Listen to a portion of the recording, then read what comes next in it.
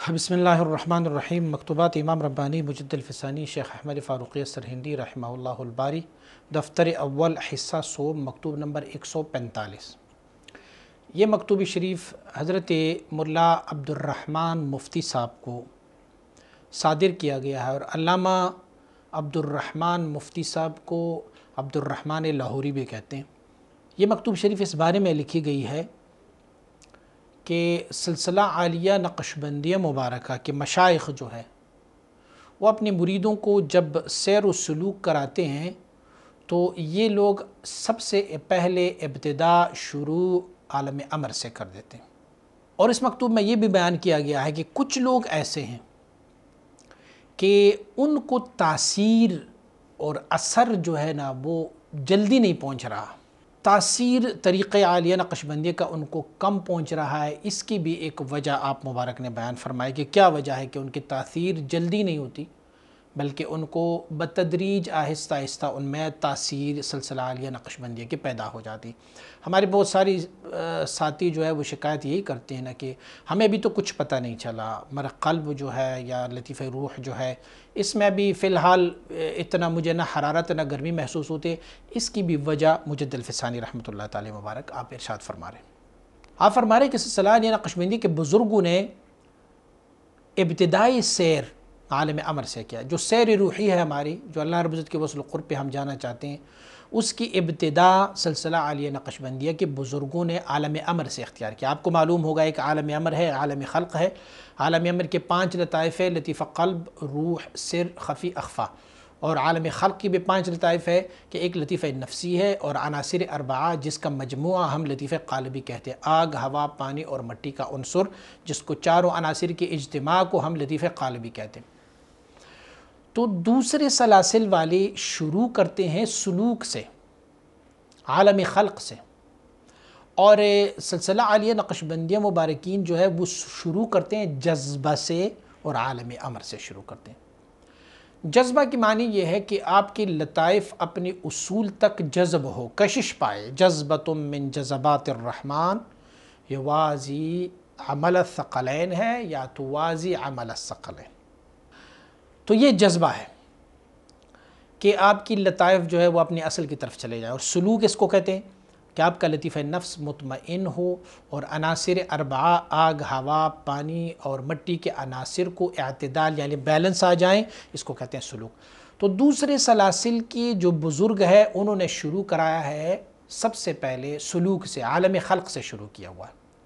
وہ اپنے مریدوں کو شاقہ اور مشکل مجاہدات میں ڈال دیتے ہیں، ان کو طریقے وہ دیتے ہیں کہ آپ تھوڑا کھائیں، تھوڑا پئیں، تھوڑا سوئیں، لوگوں سے دور رہیں، اور پہلے تزکیہ اور تصفیہ جو ہے وہ اپنے نفس کی حاصل کریں، اور کیونکہ رب نے فرمایا قد افلح من زکاہا وقد خاب من دساہا۔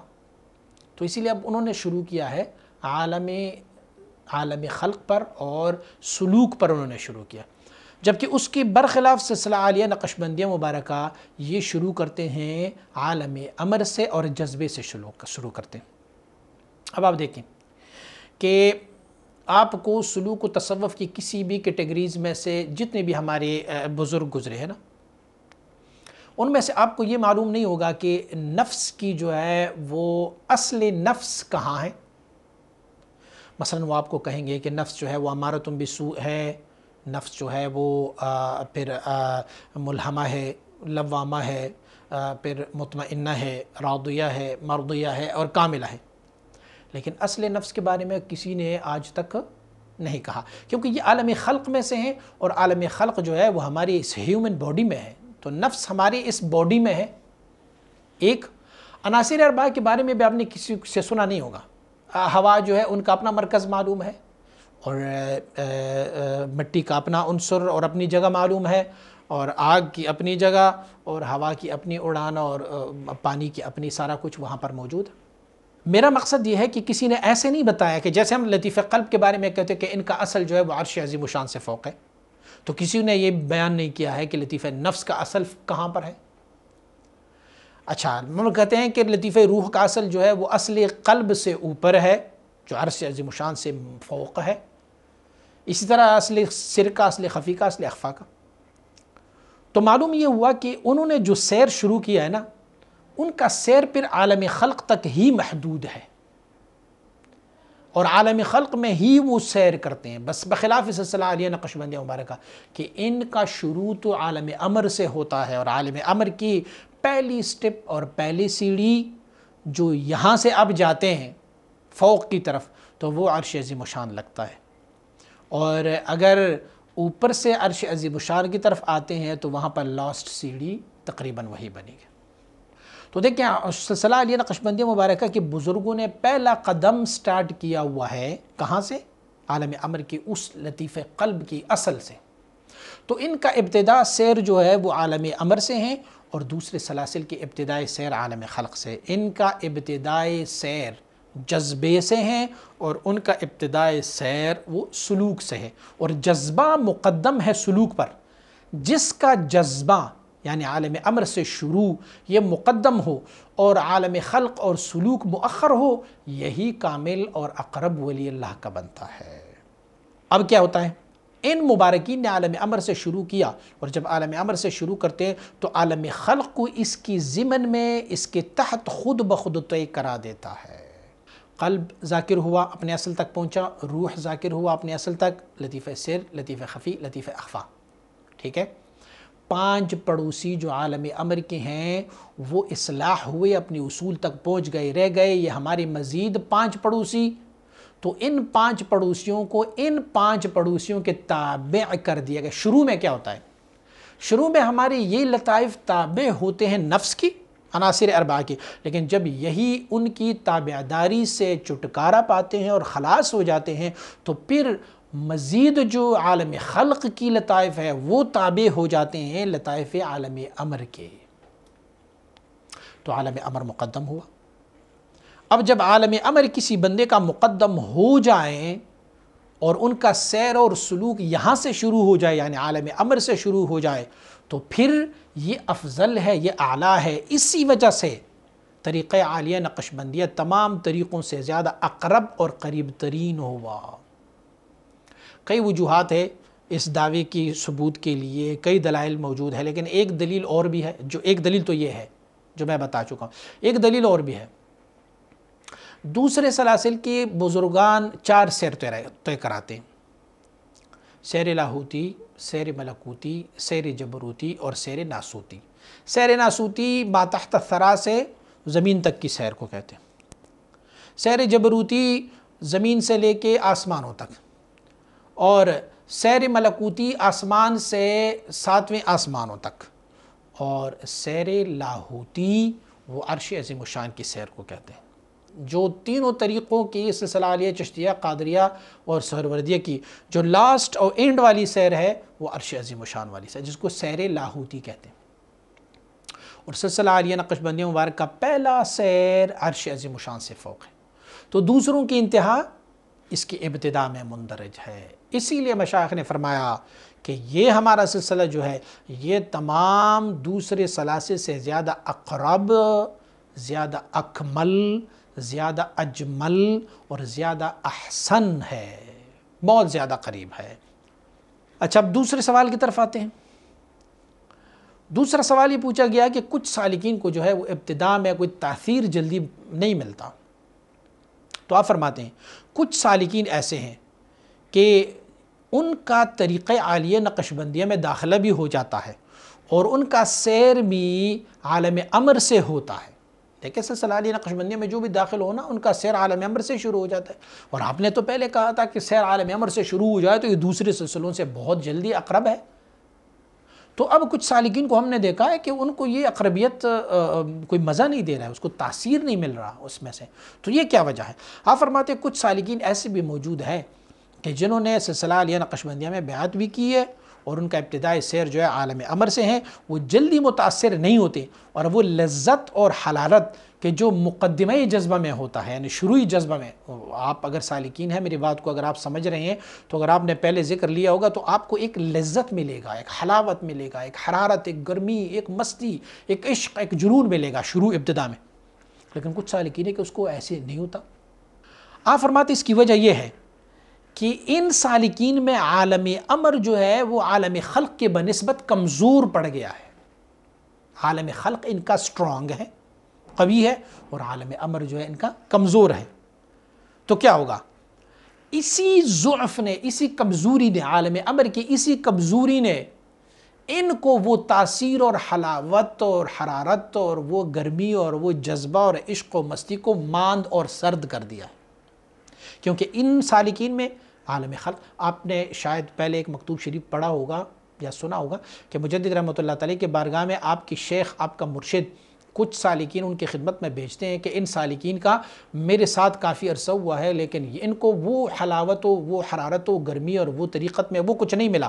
تو مجدد رحمۃ اللہ تعالی ان کے جواب میں لکھتے ہیں کہ جو سالکین میرے پاس آئے ہیں انہیں ہم نے کسی اور رستے پہ ڈالا تھا، لیکن ان کی موافق رستہ کچھ اور تھا. ہم نے اسے عالم امر کے رستے میں ڈالا ہوا تھا، لیکن ان کا تو اصل میں عالم خلق والا رستہ بنتا تھا. ہم نے اس کو جذبے کے رستے میں ڈالا تھا، لیکن جذبہ ان کے حال کے موافق ہی نہیں رہا. ہم نے ان کے پھر اب سلوک کے رستے میں ڈال دیا تو اب وہ چھل پڑے. تو ان سالکین میں عالم امر ضعیف تھا اور عالم خلق اس میں سے قوی تھا.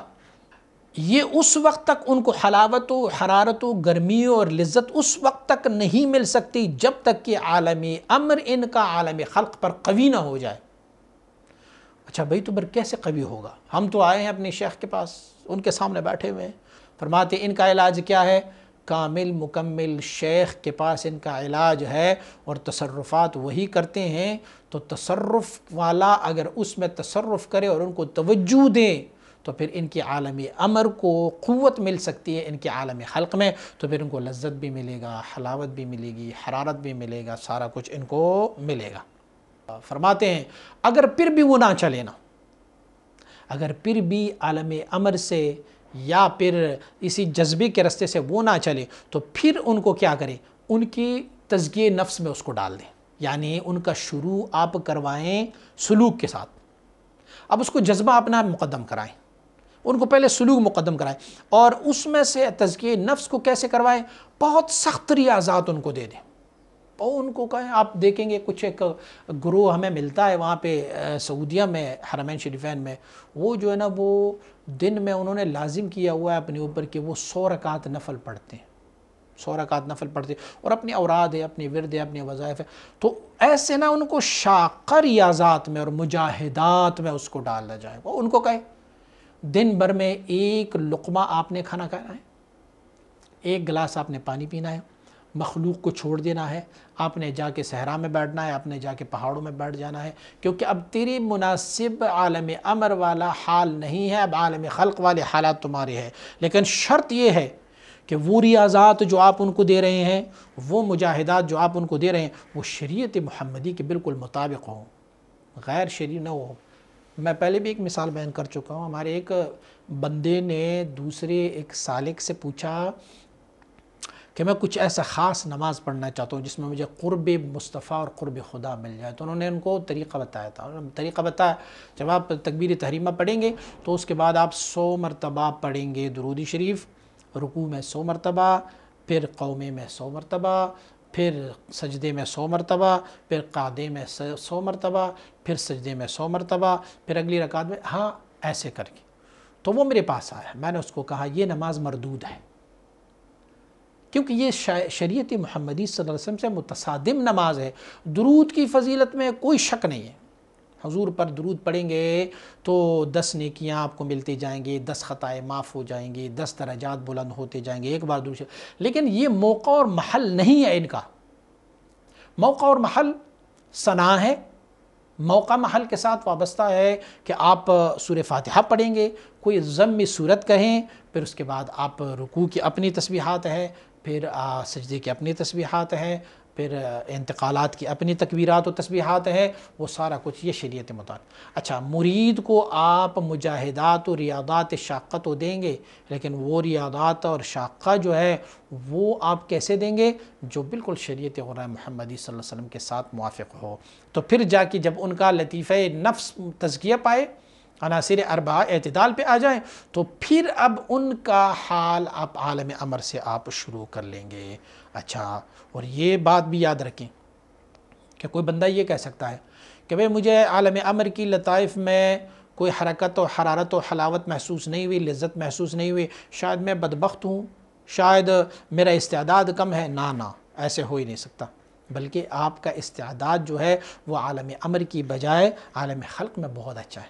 ہر کثیرہ بہر کار ساختن، اللہ کریم نے ہر بندے کو کسی ایک کام کے لیے ڈالا۔ یہ جو اختلاف امت ہوا ہے، جو چاروں مذاہب اور مسالک بنے ہوئے ہیں، تو یہ چاروں مسالک ہم یہ نہیں کہتے کہ یہ باطل ہے، بس ہمارا مسلک ہی ٹھیک ہے اور سب بقیہ سب باطل ہے، نہیں، چاروں مسالک سارے چاروں ہیں، لیکن اختلاف کی وجہ سے کچھ لوگوں کی مناسبت ایک مسلک کے ساتھ ہے، کچھ مناسبت کسی اور مسلک کے ساتھ ہے، کسی کا کوئی اور مسلک کے ساتھ ہے۔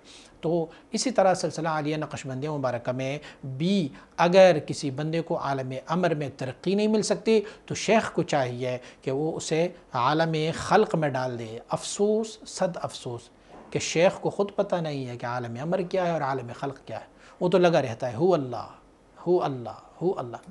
تو انہیں یہ پتہ ہونا چاہیے کہ بھئی اس میرے مرید کا حال کس سلسلے سے موافق ہے، عالم امر سے موافق ہے یا عالم خلق سے موافق ہے، اور عالم خلق سے اگر موافق ہے تو پھر انہیں ریاضات و پھر اسی طرح مجاہدات شاقہ میں ڈال لیں تو انشاءاللہ العزیز ان کو کامیابی ملتا جائے گا۔